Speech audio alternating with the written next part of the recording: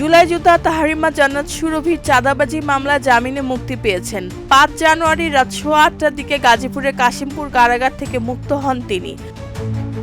এর আগে সন্ধ্যা ৬:৩০টার দিকে অতিরিক্ত জেলা ও দায়রা জজ ১ আদালতের বিচারক তাকে ৪ সপ্তাহ জামিনের মঞ্জুর করেন। তবে এর কয়েক ঘন্টা আগেই দুপুরের দিকে গাজীপুর সিনিয়র জুডিশিয়াল ম্যাজিস্ট্রেট আদালত ২ এর বিচারক সুরভির ২ দিনের রিমান্ড মঞ্জুর করেন। এই রিমান্ডের আদেশ ঘিরেই শুরু হয় তীব্র বিতর্ক।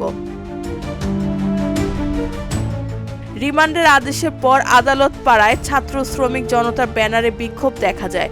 প্রিজন ভ্যানে তোলার সময় সুরভি চিৎকার করে অভিযোগ করেন, কোনো তদন্ত প্রতিবেদন ছাড়াই তাকে রিমান্ডে নেওয়া হচ্ছে। ১৭ বছর বয়সী এক কিশোরীর রিমান্ড মঞ্জুরের ঘটনায় সামাজিক যোগাযোগ মাধ্যমে ব্যাপক সমালোচনা শুরু হয়। বিষয়টি নজরে আসার পর আইন উপদেষ্টা আসিফ নজরুল ফেসবুকে লিখেছেন, সুরভির খোঁজ নিয়েছি, ইনশাআল্লাহ সে দ্রুতই প্রতিকার পাবে।